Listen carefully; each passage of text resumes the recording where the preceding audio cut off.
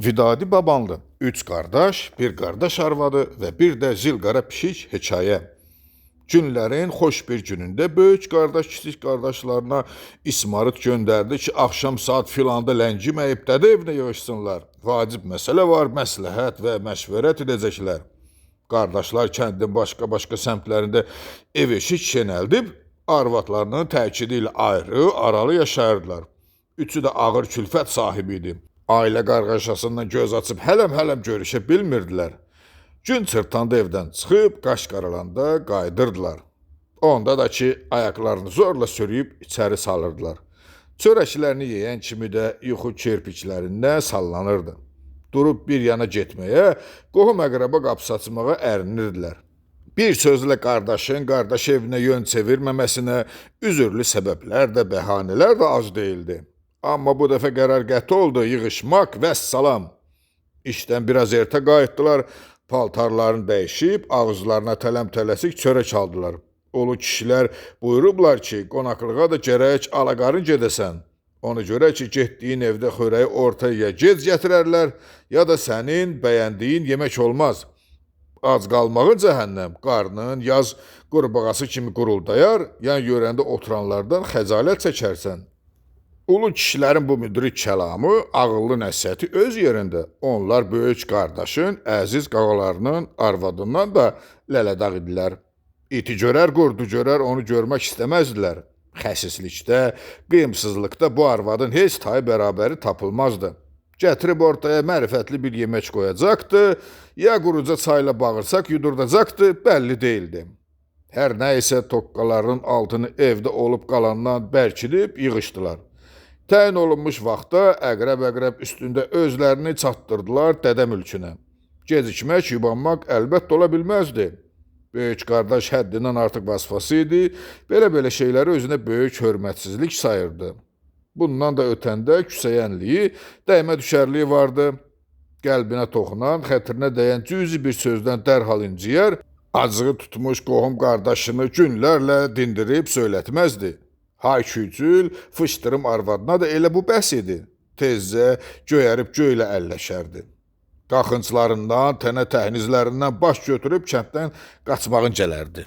Axır ki, babaları öz boyunlarına. Bunun bizə heç bir aidiyyəti yoxdur. Keçək əsas mətləbə. Bəli, deyilən filan saat, filan dəqiqədə qardaşlar yetişdilər məlum yerə. Salam-kalamdan sonra böyük qardaş el adətincə keçib yuxarı başda süfrənin ağsaqqala məxsus mötəbər yerində çox şahanə əyləşdi. Ortancılla kiçik qardaş isə stul çəkib ondan bəridə böyür-böyür oturdular. Böyük gəlinin, yəni böyük qardaşın cin arvadının böyük sinidə gətirdiyi dəmdəstgahsız çayından can dərdi hortladı. Evdən ad çıxmadıqlarına ürəklərində sevinə-sevinə süfrənin səhmanından yemək-içmək olmayacağı aydınca bilinirdi. Gözlərini zillədilər qağanın üzünə. Gözlədilər ki, görsünlər bu təcili, amanqırdı dəvətin səbəbi nədir və onlardan hansı kömək və ya məsləhət umurlar. Amma böyük qardaş ağır tərpəndi, sirrini açmağa tələsmədi. Əvvəlcə qardaşlarından ümumi hal əhval tutdu, iş güclərini soruşdu. Sonra hər birini ayrı-ayrılıqda dindirib, evin əyir əskiyini, uşaqlarının dolanışığını xəbər aldı. Və necə deyərlər, dolaylardan yavaş-yavaş dolanıb məqsəd üstə gəldi. Mənim əzizlərim deyib, sinə dolusu nəfəs aldı. Asta və əramla davam etdi. Sizi buraya bir məsələ üçün çağırtdırmışam. Əslinə qalsa, gərək siz heç bir çağırış filan gözləməyəsiniz. Həftədə 10 gündə bir özünüz gəlib görünəsiniz, biz qocaların keyfini, əhvalını soruşasınız. Tutalım, lap belə fərz eləyək ki, mənə hörmət qoymursunuz. Yadınıza salmırsınız. Axır, ananız da burada mənim yanımda qalır. Heç olmasa onun xətrinə bu həndəvərə ayaq basın, salam verib salam alın. Belə getsə, bir də ayılıb görəcəksiniz ki, bir-birimizdən soyuyub tamam yad olmuşuq. Uşaqlarımız da əmi dayı tanımırlar. Ortancıl qardaşla kiçik qardaş təəccüblə baxışdılar. Qağa nə üçün gilə güzar eləyirdi? Bu umuküsünün səbəbi nə idi? Böyük qardaş birdən qımışdı. Qırışmalıların təəccübü onun iti nəzərlərindən yayınmamışdı. Boğazını yağlayıb səsini xeyli qaldırdı. Yox, dedi. Mən gilə güzar eləmirəm. Umuküsü ilə də işim yoxdur. Sizi buraya danlamağa zada da gətirtməmişəm. Bunlar elə belə söz gəlişi deyirəm. Başa düşürəm ki, qayğılarınız başınızdan aşır, bəzən adınızı da sizə unutturur. Elə mən özüm də sizin gününüzdəyəm. Buna baxmayaraq, necə böyük qardaş kimi, rəhmətlik atamızın əvəzi kimi, mənə də borcdur ki, tez-tez gedib sizi yoxlayım, vəziyyətinizlə maraqlanım. Lazım gələndə ağsaqqal məsləhət verim. Digər ki, çatdıramıram. Vaxt imkan dardır, ürəkdən çox şey keçir, amma nə fayda? Qağa bu şirin, qılıqçıl sözlərlə kiçik qardaşlarının mehrini düzüb, özünü biraz da hörmətə mindirdi. Sonra çənəsinin altını qaşıb, onun bunun üzünə boylana, nə üçünsə hıqqına bir də dilləndi. Məsələ belədir. Çətin bir işə düşmüşük. Sizin köməyiniz lazımdır. Qardaşlar ciddi təşviş keçirdilər. Dözməyib bir ağızdan soruşdular. Nə olub qağa, nə çətin işdə o elə? Böyük qardaş sağ əlini dik saxladı, səbr edin işarəsi verdi. Qorxmayın, o qədər də çətin iş deyil. İntihası günümüz qara dəlindən. Qardaşlar yenə də bir ağızdan həyəcan və yanımcıllıqla soruşdular. Nəyin əlindən qağa? Böyük qardaş turşumuş sifətini qırışdırdı. Sözünün yarımçıq kəsilməsindən xoşlanmamışdı. Sallaq bığının bir ucunu baş barmağı ilə astaca qurdalayıb yerə baxa-baxa dedi. Buralarda zalim bir pişik peyda olub. Neçə gündür amanımızı lap qırıb, bizə göz verir, işıq vermir.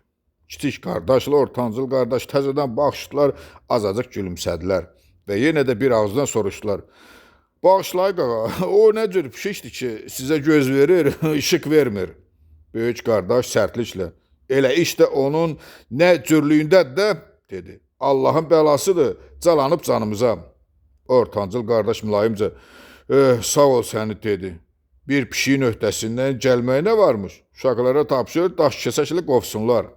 Kiçik qardaş ortancılın fikrini tamamladı. Əlbəttə, bu uşaq işidir, dedi. Belə şeylər onların əlində bir biçim halva yeməkdən də asandır. Göz qaş elə, kələyini kəssinlər. Hay, böyük qardaş rişxəndlə əlini tovladı. Biz ərli, arvadlı, yes-yeşə adamlar öhdəsindən gələnmirik onun. Uşaq-muşaq nə eləyə bilər? Kiçik qardaş burada özünü saxlaya bilmədi, pıqqıldayıb ucadan güldü. Yəni bu pişik belə şirin dərdi ki, əlində aciz qalıbsınız. Böyük qardaş kiçiyin kinayəsindən bərk alındı. Pərt cavab verdi.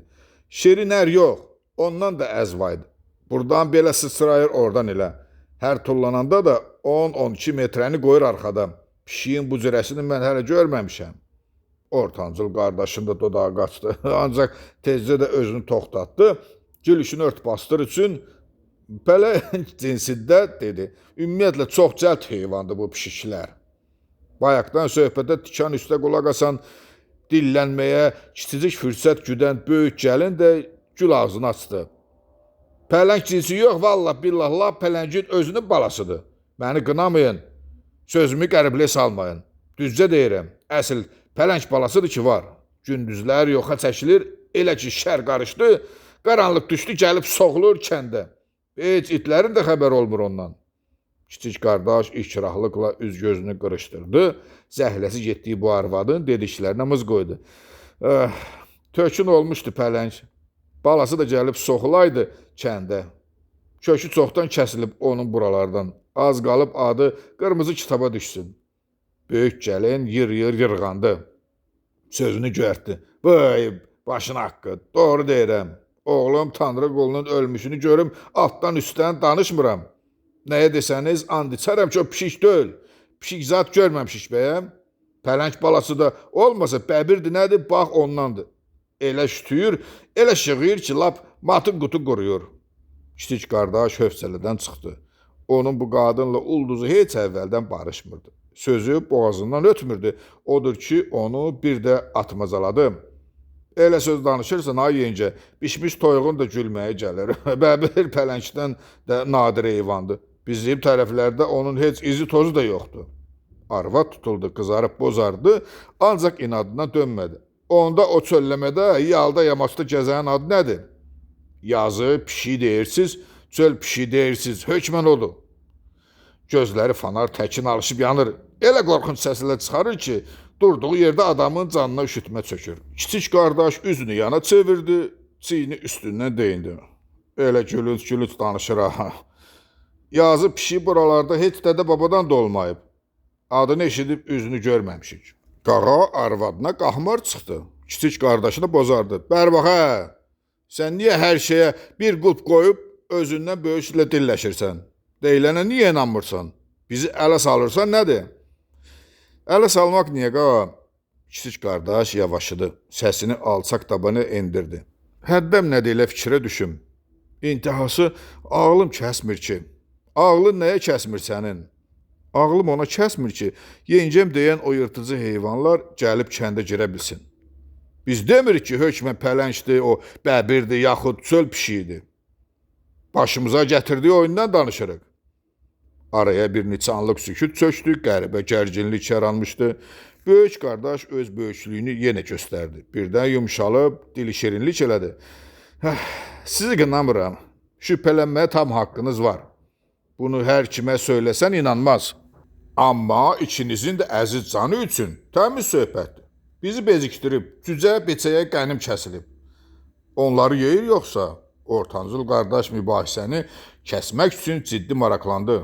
Yer də sözdür. Qağa köksünü ötürdü. Lap axırına çıxıb. 2 dəfədir inkubatordan 40-50 cüzə götürürəm. Pislik-hisliklə böyüdürük. Elə ki biraz ətə qana dolurlar. Əcəli iti gəlmiş bu pişik çıxır ortadan. Gecədə 3-4-ünü yoxa çəkir. Əvvəlcə gümanımız qonşulara getdi. Başladıq güdməyə. Nə görsək yaxşıdır. Qapqara bir şey sinəsinə gəlib girdi toyuq damına. Calandı bir nəvə cücələrin canından. Ərli arvadlı ha çalışdıq, öldürə bilmədik. Nə illah elədik, qovaq, qova bilmədik, tutaq, tuta da bilmədik. Neçə gecədir qan tərə batıb, əli boş qaydırıq evə. Cücələr də ki, gün-gündən hey azalır. Belə getsə quru yurtda qalası.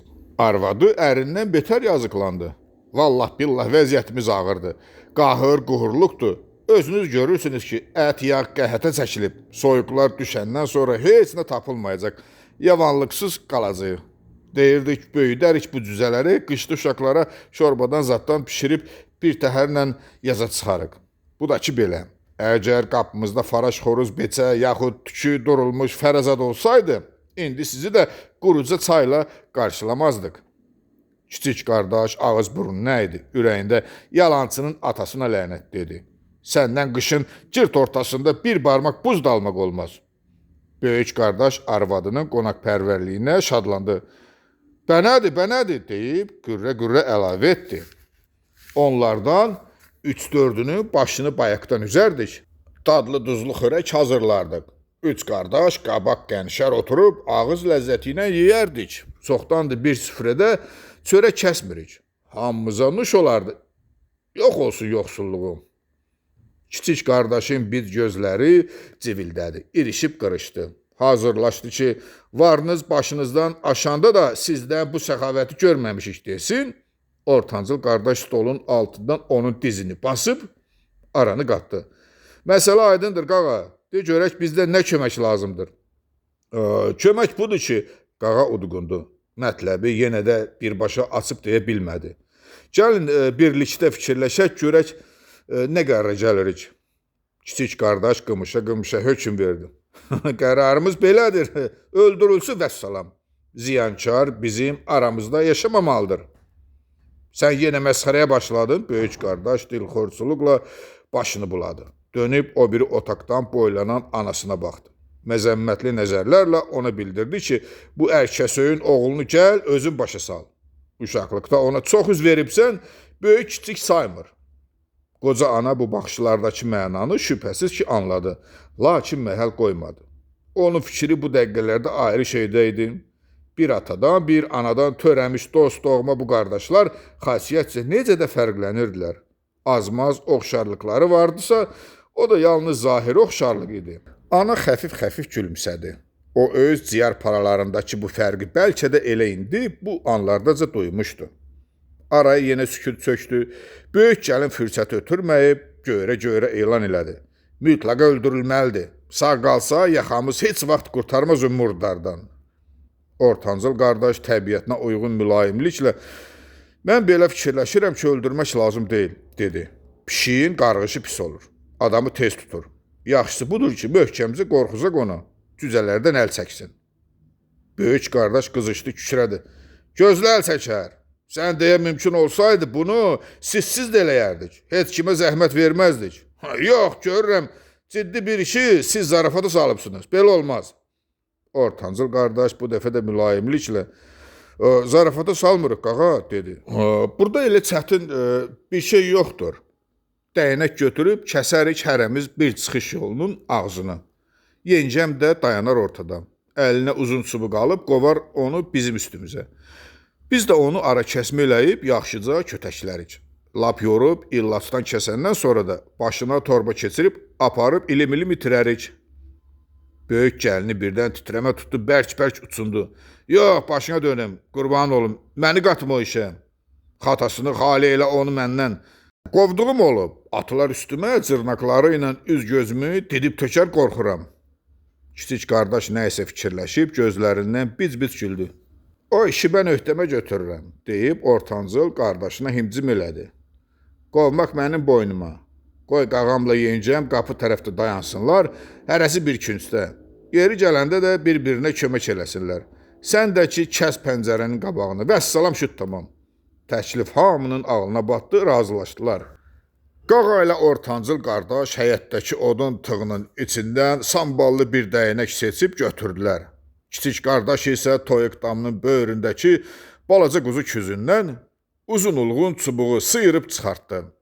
Əyri üyrüsünü düzəldib, qılınc sayağı baş üzərinə qaldırdı, qıcıltı ilə bir sağa, bir də sola hərlədi. Möhkəmliyini yoxladı və qabağa düşdü, dəstəni çəkib zalim düşmən üstünə yürüş etdi. Hava yavaş-yavaş qaralırdı. Pişiyin gəlməyinə lap az qalırdı. Ustufca ayaqlarının ucunda içəri keçdilər. Hər kəs əvvəlcədən müəyyənləşdirilmiş ov bərəsini tutdu, qapı və pəncərəni də çip örtüb puskuda dayandılar. Arada 5 dəqiqə miyə biraz çox mötmüş, çöpüyünü təzəcə tökən cüzələr cibbilləşdilər, çomalaşıb bir-birinə sığındılar. Təhlükə yaxınlaşırdı.